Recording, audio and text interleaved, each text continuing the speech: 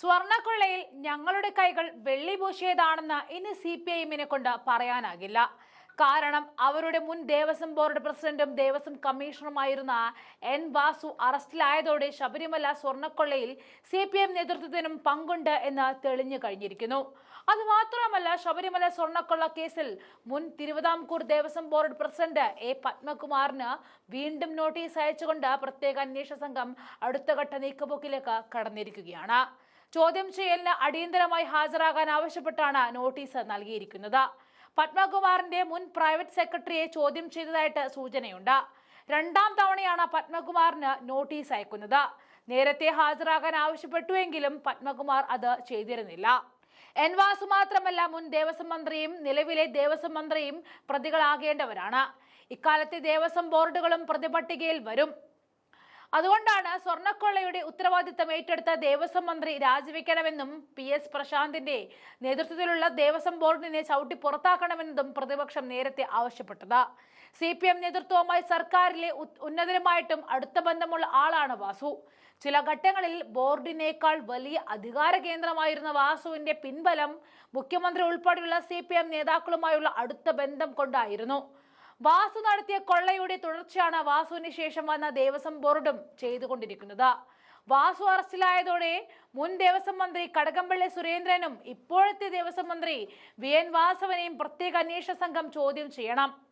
A. പത്മകുമാറിനും PS പ്രശാന്തിനെയും നേതൃത്വത്തിലുള്ള ദേവസ്വം ബോർഡുകളെയും ചോദ്യം ചെയ്യലിന് വിധേയമാക്കണം. അതേസമയം ശബരിമല സ്വർണക്കൊള്ള കേസിൽ അറസ്റ്റിലായ മുൻ ദേവസ്വം ബോർഡ് പ്രസിഡന്റ് N. വാസുവിനെ ഈ മാസം 24 വരെയാണ് റിമാൻഡ് ചെയ്തിരിക്കുന്നത്. വാസുവിനെ പത്തനംതിട്ടയിൽ നിന്നും കൊട്ടാരക്കര സബ് ജയിലിലേക്ക് കൊണ്ടുപോകും. കസ്റ്റഡി അപേക്ഷ പിന്നീട് സമർപ്പിക്കും. വാസുവിനെതിരെ ഗുരുതര കാര്യങ്ങളായിരുന്നു റിമാൻഡ് റിപ്പോർട്ടിൽ ചേർത്തിരിക്കുന്നത്.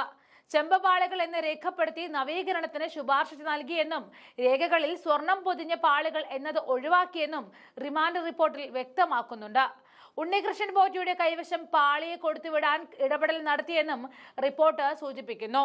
ഇതര പ്രതികളുമായിട്ട് ചേർന്ന് ഗൂഢാലോചന നടത്തി. ബോർഡിന് നഷ്ടമുണ്ടായെന്നും പ്രതികൾക്ക് അന്യായമായി ലാഭമുണ്ടായി എന്നും റിമാൻഡ് റിപ്പോർട്ടിൽ ചൂണ്ടിക്കാണിക്കുന്നു. ഇന്നലെ വൈകിട്ടായിരുന്നു N. വാസു അറസ്റ്റിലാകുന്നത്. തുടർച്ചയായി 2 ദിവസം ചോദ്യം ചെയ്യലിന് ശേഷമായിരുന്നു അറസ്റ്റ് രേഖപ്പെടുത്തിയത്.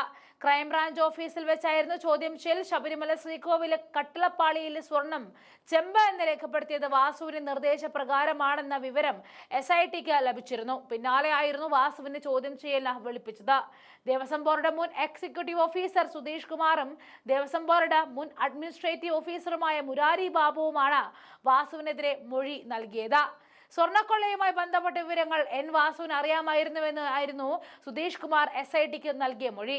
എന്തായാലും CPIഎമ്മിനൊപ്പം നിൽക്കുന്ന ഓരോരുത്തരിങ്ങനെ അഴികൾ എണ്ണി തുടങ്ങുമ്പോൾ അടുത്തത് ഇപ്പോഴത്തെ ദേവസ്വം മന്ത്രി VN വാസവനാണോ അതോ മുൻ മന്ത്രി കടകംപള്ളിയാണോ അറസ്റ്റിലാകുന്നത് എന്ന് ഉറ്റുനോക്കണം. മന്ത്രിമാരുടെ വീട്ടിലേക്ക് ഒരു റെയ്ഡ് നടത്തിയാൽ ഇതിനുള്ള ഉത്തരം കിട്ടുമെന്നാണ് സ്വർണപ്പാളി വിവാദത്തെക്കുറിച്ച് ജനങ്ങൾ സോഷ്യൽ മീഡിയയിൽ കമന്റ് ഇടുന്നത്.